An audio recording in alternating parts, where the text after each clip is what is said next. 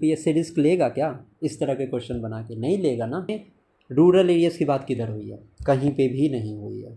ठीक है। Now this chapter is all about, this passage is all about farmers, their adaptation to what? Adaptation to climate change. Hello everyone, welcome to the channel. So exactly after a month, on 25th May, UPSC is going to conduct its civil services examination.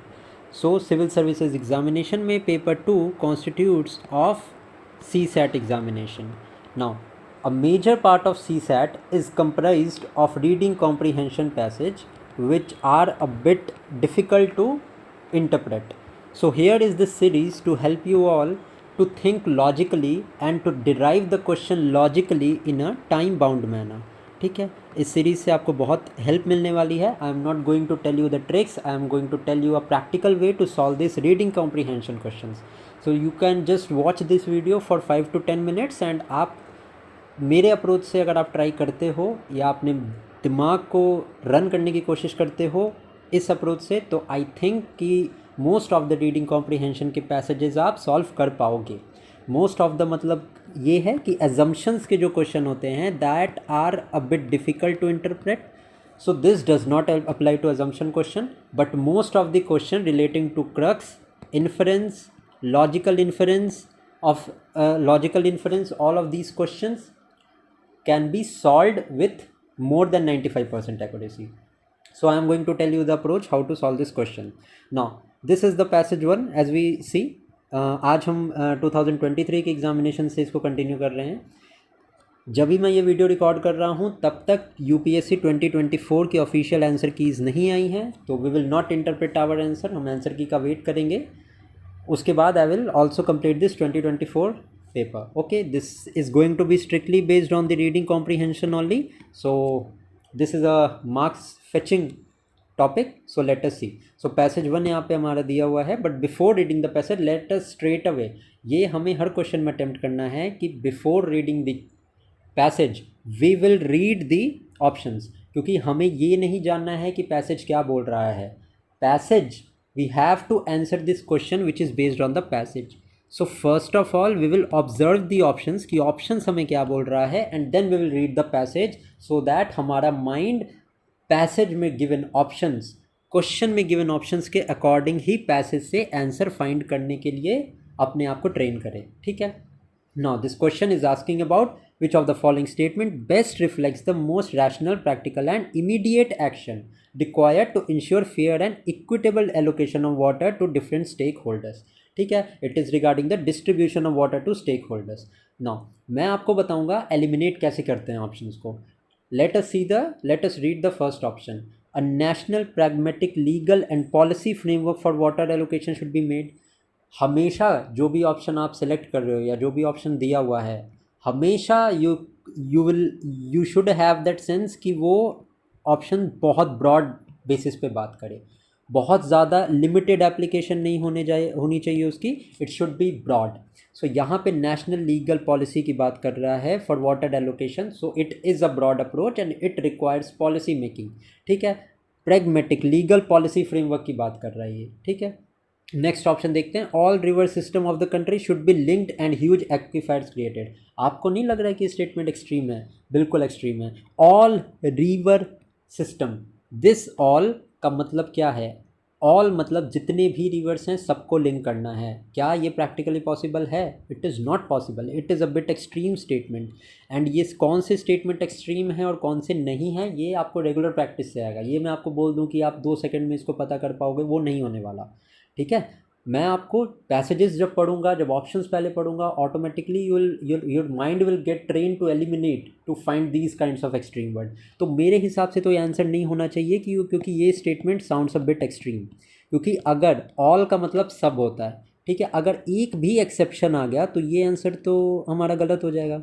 आप मुझे बताओ क्या UPSC risk लेगा क्या इस तरह के question बना के? नहीं लेगा ना. नेक्स्ट देखते हैं. Water channel between regions of water surplus and regions of water deficient should be created. Obviously हो सकता है, प्रैक्टिकल है ये option. To mitigate water crisis, water demand of sector such as agriculture and industry should be reduced. We know that India is agriculture agricultural economy, most of the people do agriculture in India, ठीक है। सो ये बोल रहा है कि water crisis को mitigate करने के लिए हम हमारा जो मेन सेक्टर है, जो 70% 71% लोग जिसमें एम्प्लॉय किए हैं जिस सेक्टर ने, उस सेक्टर को ये बोल रहा है कि उसके वाटर की डिमांड को आप रिड्यूस कर दो, इंडस्ट्री की भी डिमांड रिड्यूस कर दो। भाई तो ये इकोनॉमिक ग्रोथ कैसे होगी? वाटर तो चाहिए, एंड वाटर का largest use for industrial purpose होता है इंडिया में, तो कैसे उसको रिड्यूस किया जा सकता है? मेरे हिसाब से तो ये भी क्वेश्चन बिल्कुल प्रैक्टिकल नहीं है।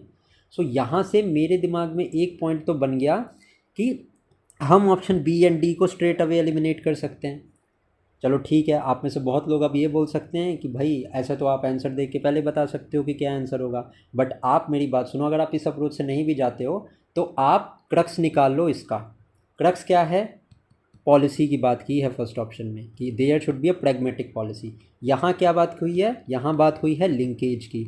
ये पॉइंट्स को नोट करते जाना बस। यहाँ पे क्या बात हुई है?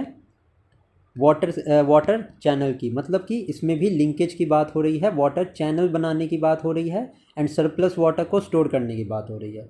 एंड यहाँ पे क्या बात हो रही है? यहाँ पे बात हो रही है कि डिमांड को हम रिड्यूस कर दें, ठीक है, डिमांड सेक्टर की डिमांड को हम रिड्यूस कर दें। नाउ हमें पहला पता चल गया, पहला ऑप्शन इज अबाउट पॉलिसी, दूसरा इज अबाउट लिंकेज, तीसरा चैनल, और चौथा is related to reduction of demand. Let us now straight move to the passage. एक बार पैसेज पढ़ेंगे, देखना क्लियर हो जाएगा। पैसेज क्या है हमारा? Let us read. We often hear about the conflicts among the different states in India over the water over river waters of the 20 major river system, 14 are already water stress. तो इसने बता दिया कि water stress है। 75% of the population lives in water stress region, a third of whom live in the water scarce areas। तो ये बता दिया वाटर की शॉर्टेज है, वाटर स्कार्स एरिया है। Climate change, the demands of rising population and the need for agriculture to keep pace. Last option यहीं पे eliminate हो गया। कैसे हो गया? क्योंकि क्या बोल रहे हैं यहाँ पे? There is a need for agriculture to keep pace, and for agriculture to grow we need water.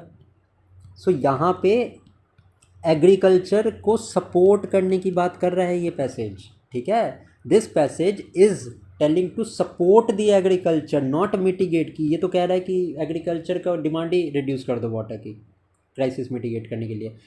D option मैं यहीं से एलिमिनेट कर दूंगा, ठीक है। यहाँ पे मुझे ये बात क्लियर हो गई। नेक्स्ट क्या है? Now rising population and the need for agriculture to keep pace, and increased rate of urbanization and industrialization will exacerbate water stress. According to the Constitution of India, water is a state subject. State subject की बात क्या हो गई? मतलब आपको पता होगा schedule 7 is related to federalism. मतलब क्या? वाटर एक स्टेट सब्जेक्ट है and not that of the union. मतलब यूनियन तो डायरेक्टली कुछ कर नहीं सकता except for regulation of inter state rivers. तो इसका क्या मतलब है कि स्टेट का से है, सेंटर का सिर्फ से नहीं है। एक्सप्लिसिटली ये पैसेज में बात करी गई है।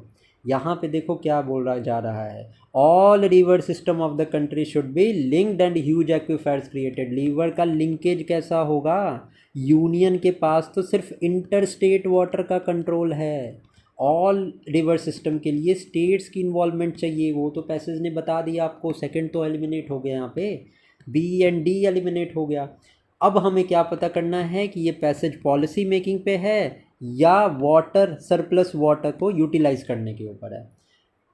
अगर आपने इतना ज़्यादा प्रैक्टिस नहीं किया है तो आपको भी कन्फ्यूज़न हो सकती है कि ऑप्शन ए सही होगा या ऑप्शन सी सही होगा। लेकिन अगर मैं बात करूं आपसे, अगर आपको पता चल गया होगा कि पैसेज के शुरू में ही वाटर स्ट्रेस की बात करी गई है, सरप्लस की तो बात ही नहीं की गई है।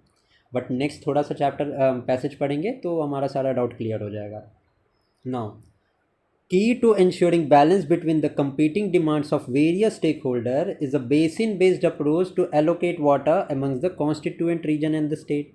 Allocating fair share of water to them requires assessment based on objective criteria such as specificities of the river basin, size of the dependent policy।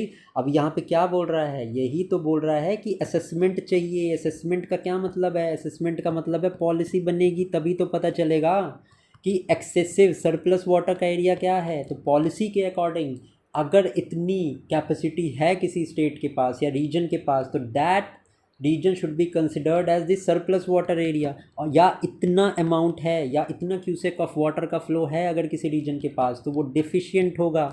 तो ये क्या बोल रहा है, a policy is needed, clearly यहाँ पे पैसेज से पता चल रहा है कि this is talking about the passage.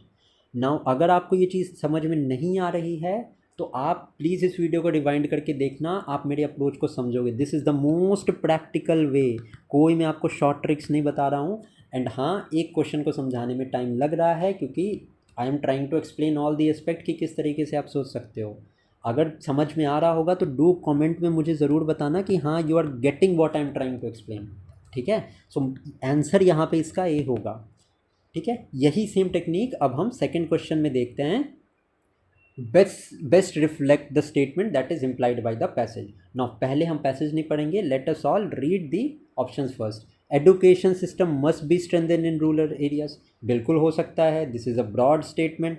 अभी ये हमें देखना पड़ेगा कि कितना रूरल एरियाज पे ये पैसेज कितना कॉन्सेंट्रेट कर रहा है। ठीक है, नेक्स्ट है large scale and effective implementation of skill development program is the need of our.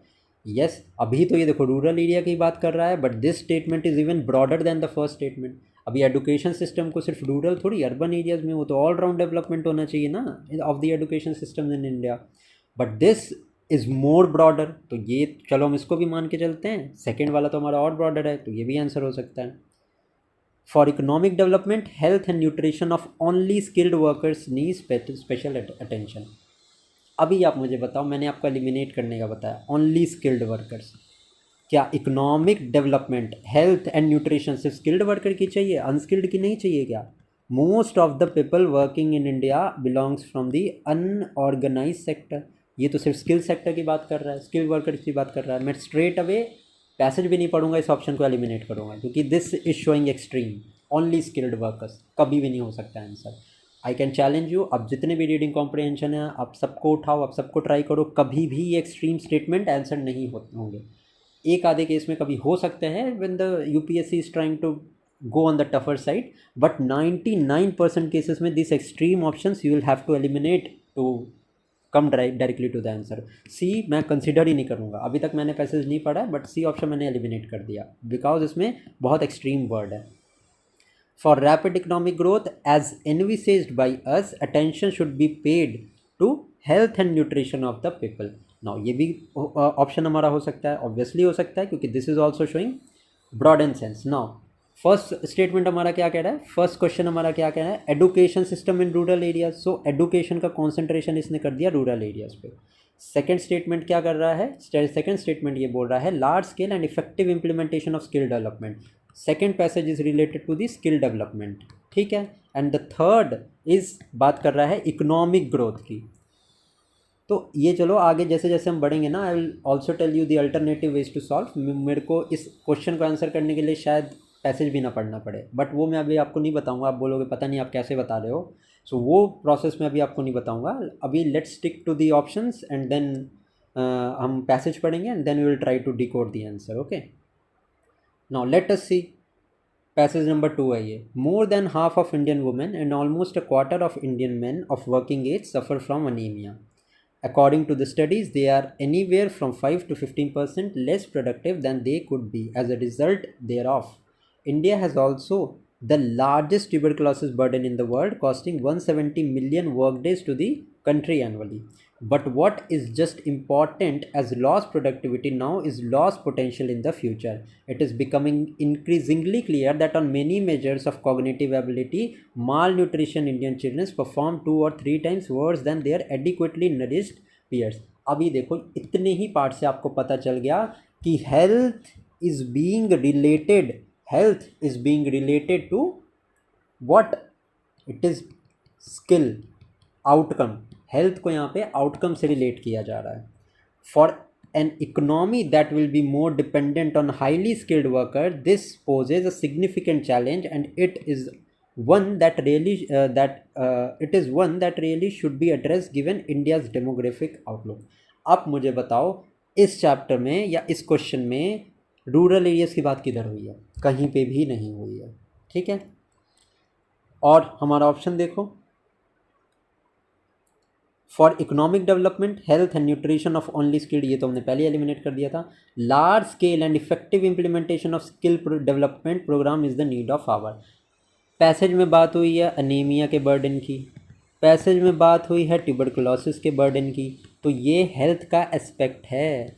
Health is being linked to the skill, ठीक है। अगर बच्चों में, अगर स्मॉल एज पीपल में, स्मॉल एज के बच्चों में हेल्थ का जो एलिमेंट है दैट वुड बी नरिशमेंट अगर होगी हेल्थ में, then it will lead to effective skill development and effective outcome. So it is not related only to the skill development. ये वाला ऑप्शन तो हेल्थ का सारा जितना भी आउटकम था इसको तो गायब ही कर दिया इसने। ऑप्शन डी देखो, for rapid economic growth as envisaged by us attention should be paid to health and nutrition of the people. Absolutely health की बात की गई है यहाँ पे, health is related to the skill.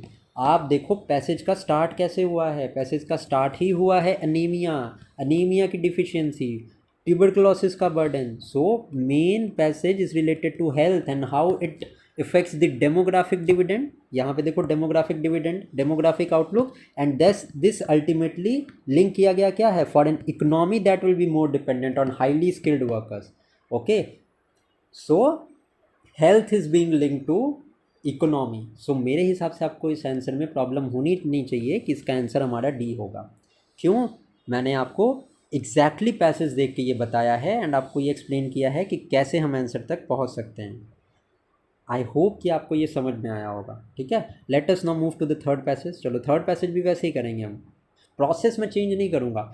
हाँ, मोर फ्रीक्वेंट, मोर और जल्दी जल्दी कैसे आंसर हमें देना है उसके रिगार्डिंग मैं आपको ज़रूर बता सकता हूँ, बट हमारा अप्रोच प्रैक्टिकल ही रहेगा। बहुत सारी वीडियोस मैंने भी यूट्यूब पे देखी हैं जिसमें भाई ये ट्रिक लगा लो, ट्रिक मैटर नहीं करती है भाई। एग्ज़ाम टाइम पे कोई ट्रिक मैटर नहीं करती है, ठीक है।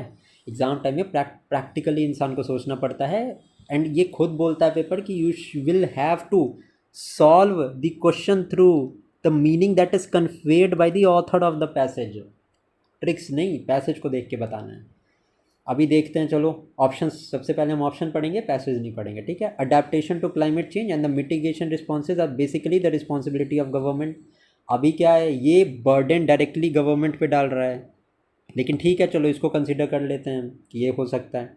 Climate change causes a change in the government policies regarding land use pattern in the country, चलो ये भी देखते हैं। Risk perception of farmers are important for motivating them for taking adaptation decisions, हो सकता है। Since mitigation is not possible government should come up with policies for quick response to climate change. Mitigate नहीं कर सकते हैं, prevent हम नहीं कर सकते हैं किसी चीज़ को, क्यों नहीं भाई, prevention is better than cure, extreme statement है ना। मिटिगेशन क्यों नहीं पॉसिबल हो सकता, बिल्कुल पॉसिबल हो सकता है। डी स्टेटमेंट एक्सट्रीम है, इसको तो मैं कंसिडर भी नहीं करूँगा। इसने सीधे बोला है मिटिगेशन इज़ नॉट पॉसिबल। कैसे मिटिगेशन पॉसिबल नहीं हो सकती, हो सकती है ना, ऑब्वियसली हो सकती है। डी मैं कंसिडर ही नहीं करूँगा, मैंने इसको एलिमिनेट कर दिया, ठीक है। अब मेरे पास कौन से ऑप्शन बचे? पहला ऑप्शन हमें क्या बता रहा है, adaptation to climate change and mitigation responses are basically the responsibilities of government. Statement ये भी एक्सट्रीम है, क्योंकि क्या मिटिगेशन की रिस्पॉन्सिबिलिटी सिर्फ गवर्नमेंट की है क्या? पीपल का रोल नहीं होगा उसमें? बिल्कुल होगा। क्या गवर्नमेंट ही रिस्पॉन्सिबल है क्या?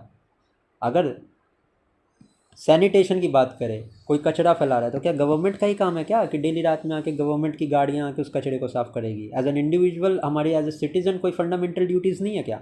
ये भी स्टेटमेंट एक्सट्रीम है, बट इसको मैं कंसिडर कर लेता हूँ बीइंग गिवन दैट मैं ये मान के चल रहा हूँ कि आपको रीडिंग कम्प्रीहेंशन मुझे बेसिक से बताना है, वरना तो मैं ये स्टेटमेंट भी एक्सेप्ट नहीं करूँगा, बिल्कुल भी नहीं करूँगा, मैं रिजेक्ट कर दूँगा इसको कि ये भी एक्सट्रीम है।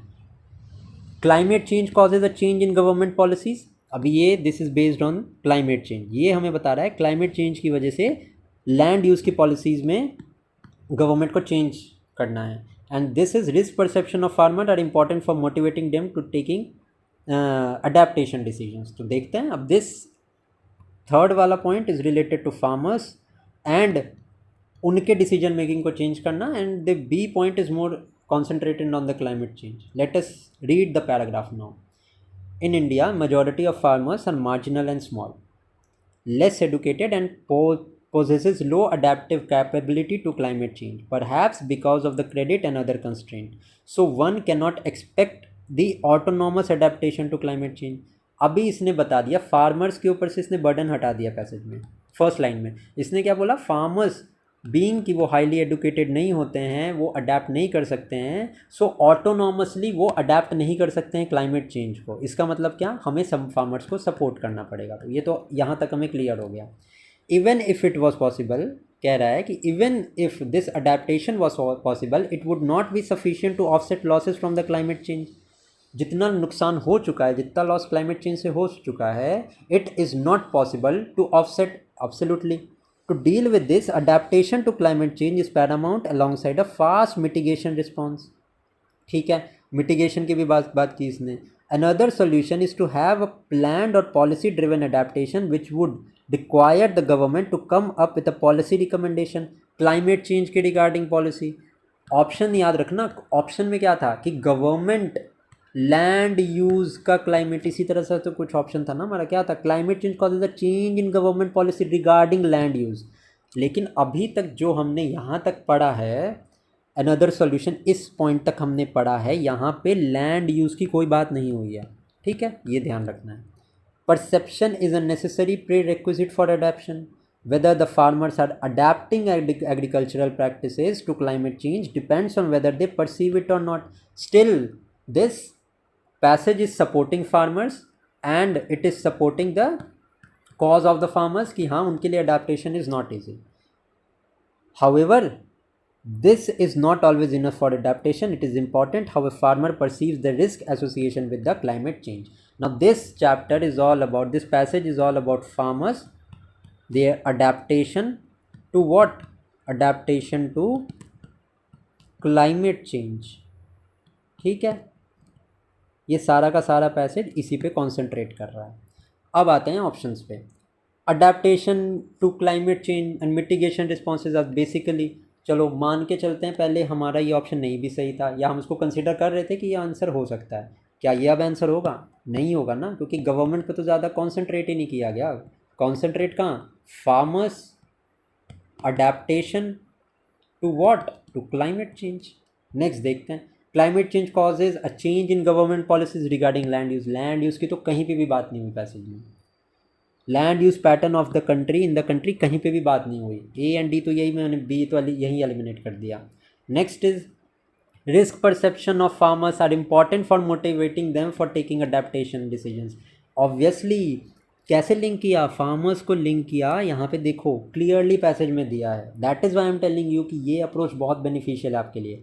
फार्मर्स को लिंक किया है less educated, low adaptive capability. ठीक है, क्यों? उसका रीज़न भी बता दिया, क्रेडिट रीज़न है, other constraints are also there. And option देखो क्या बता रहा है, ऑप्शन है risk perception for farmers are important for motivating them. Motivate उनको करना पड़ेगा अडेप्टेशन डिसीजन के लिए। जो क्लाइमेट्स उनका लॉस हुआ है और होने वाला है वो उनको बताना पड़ेगा। Clearly this passage is about farmers, it is about climate change and it is about adaptation. Farmers and adaptation C option में है हमारा, सी ऑप्शन यहाँ पे करेक्ट आंसर होगा। मिटिगेशन नॉट पॉसिबल की तो बात ही नहीं की गई। आई होप कि आपको ये समझ में आ रहा है। ठीक है, मैं इतना आपको एक्सप्लेन इसीलिए कर रहा हूँ कि आपका माइंड एक सर्टेन तरीके से काम करे when you are solving these questions. ठीक है, चलो नेक्स्ट क्वेश्चन देखते हैं। This question is asking about the crucial message conveyed by the author of the passage. Now businesses that cause emission may need to close down or pay for pollution in future. Broad statement है, हो सकता है, तो इसको हम ये कह सकते हैं कि yes this answer could be possible. The only solution is technological development related to the issue of climate change. अब मुझे ये बात बताओ, क्या ऑप्शन ने बोल दिया? इस ऑप्शन ने हमें क्या बोल दिया? इस ऑप्शन ने हमें यहाँ पे क्लियर कर दिया कि this is related only to the issue of climate change. तो इस ऑप्शन में हमें क्या बोल दिया? It is only solution. Only की बात कर दिया। मैंने आपको क्या बोला था? ओनली तो एक्सट्रीम स्टेटमेंट हो गया, इसको मैं कंसिडर भी नहीं करूँगा आंसर के लिए। नेक्स्ट देखते हैं, waiting to deal with carbon emission until technology improves is not a wise strategy. बिल्कुल हो सकता है। Since future technological changes is uncertain, new industry should be based on renewable energy resources. देखते हैं, अब पहला चैप्टर किससे है? पहला हमारा option is related to the businesses, it is related to the businesses. This is related to carbon emission and the new technology, and this is also related to technological change. अब यहाँ पे second हमारा concept आता है कि यहाँ पे two identical options हैं, यहाँ पे भी टेक्नोलॉजिकल इम्प्रूवमेंट की बात है, यहाँ पे भी टेक्नोलॉजिकल इम्प्रूवमेंट की बात है. तो दिस इज़ 110% श्योर कि ऑप्शन या तो सी आंसर होगा या तो डी होगा, क्योंकि these two options are identical and confusion के लिए दो ऑप्शंस बनाए गए हैं. बिजनेसेस की यहाँ पे कोई बात नहीं होगी. Late us now read the passage. The emissions human put into the atmosphere now will affect the climate in the middle of the century and onwards. Technological change, meanwhile, could make a future transition away from fossil fuel cheap, or it might not, leaving the world with a terrible choice between sharply reducing emission at huge cost or suffering through the effects of the unabated warming. Businesses that do not hedge against the threat of uncertain outcome will fail. The world cannot afford such recklessness on climate change. अभी last में इसने business की बात कर ली, ठीक है, but option किस पे है? The passage is based on technological change and future transitions from fossil fuel. यहाँ पे एक्सप्लिसिटली इस पैसेज में बोल दिया कि technological change could make a future transition away from fossil fuel, leaving the world with a terrible choice between sharply reducing emission or suffering to the effects of unabated warming. And this is related to technological development कि भाई technological development हमारे पास होनी चाहिए. First option तो नहीं होगा, B भी नहीं होगा. Next is waiting to deal with the carbon emission, certain technology improves is not a wise strategy. Next is, since future technological change is uncertain, new industry should be based. Industry की बात कहाँ हुई है passage में? Passage is straight away related to technology and fossils. Industry की बात कहाँ हुई है इस पूरे पैसेज में, मुझे ये बताओ. बिजनेसेस की बात हुई है, यहाँ पे कहीं पे भी इंडस्ट्री मेंशन नहीं है, ठीक है. तो जब इंडस्ट्री मेंशन नहीं है तो आप क्यों ज्यूम करोगे कि इंडस्ट्री का कुछ लेना देना है? बिल्कुल नहीं है. बट ये ज़रूर दिया है इस पैसेज में कि waiting to deal with carbon emission until technology improves is not a wise strategy, क्योंकि अनअबेटेड वार्मिंग होगा. यहाँ पे मेंशन्ड है अनअबेटेड वार्मिंग होगा. तो आंसर क्या होगा इसका? आंसर इसका सी होगा. I hope you have understood the concept behind this question, ठीक है. इस वीडियो को मैं यहीं तक रखता हूँ, ठीक है, यहीं तक इस वीडियो को करते हैं. अगर आप वीडियो को अभी तक देख रहे हैं तो बिल्कुल मुझे कमेंट सेक्शन में बताना आप कि आपको इस ऐसे और पार्ट्स चाहिए, आपको इस तरीके इस अप्रोच से हेल्प मिल रही है कि नहीं. तो daily I will upload this CSAT reading comprehension video, so that आपका मैं 25 मई तक वेल एंड गुड ग्रास्प करवा दूँ रीडिंग कॉम्प्रीहेंशन की, ताकि आप पे कैच ले पाओ, ठीक है. 66.66 पर चाहिए होते हैं out of 200 to just qualify. This exam is of qualifying nature. So आपको 66, आपको एक सेफ साइड पे रहना है. 70 to 80 मार्क्स लाने हैं, आपको आइंस्टाइन नहीं बनना है यहाँ पे, ठीक है, CSAT का पूरा पेपर सॉल्व करके. So reading comprehension can help you pass that 66.66% का मार्क, ठीक है. So till then keep studying and thank you for watching. Video अच्छी लगी हो तो लाइक ज़रूर करना एंड आप कमेंट सेक्शन में ज़रूर बताना कि अप्रोच आपको कैसा लगा, ठीक है. Till then keep studying and thank you for watching.